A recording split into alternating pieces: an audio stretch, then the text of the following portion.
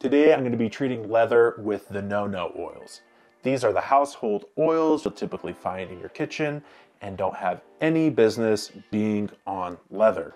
My poor subject is going to be these hiking boots with the rough out leather, and we're going to be using 3 different zones. So coconut oil, the main reason why it's bad is because when it dries, it basically solidifies. So it's great when it's warm and you've rubbed it into your hands and whatever, but as soon as it gets cold outside, it can start to bead on the surface of leather and you're gonna have gunky whiteness all over your shoes. It's also very easy to over condition with coconut oil.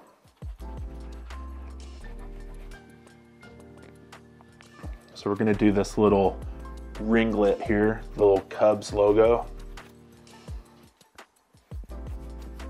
with coconut oil.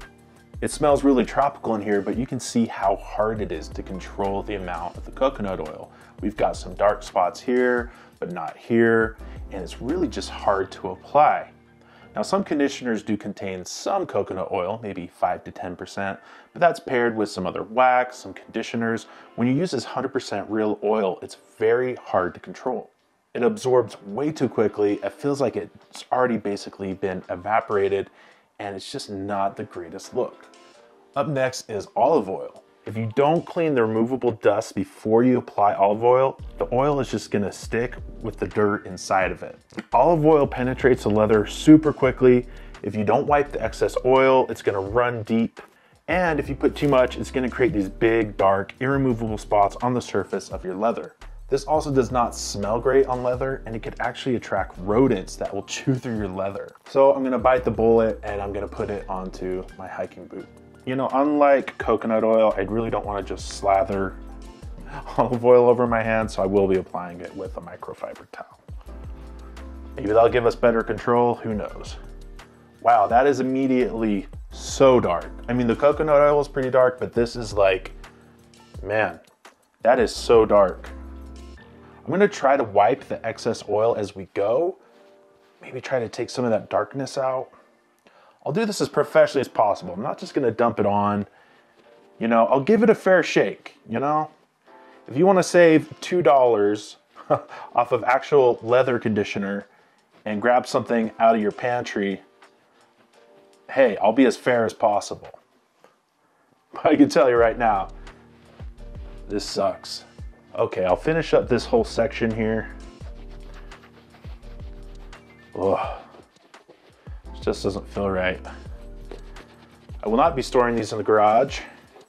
I don't want any little mousies to get any ideas. I'm trying to wipe as I go, but damn. Again, this stuff is really hard to apply. By comparison, our saddle butter would just glide on, have a really even application, and we wouldn't need to worry about any excess oils.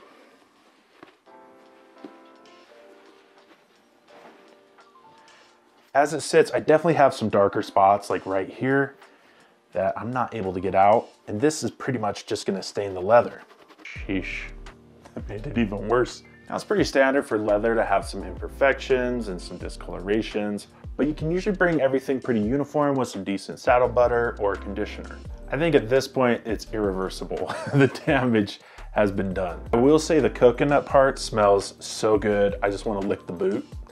And this smells like I want to throw it into a dumpster and set it on fire. Let's compare that to when we put cream on the boot on the other side, how uniform it went on. And we'll even do some saddle butter on this little C-ring right here. You'll notice how smooth and uniform the saddle butter goes on and how it looks consistent. We'll use a brush to really work it into all of our stitching.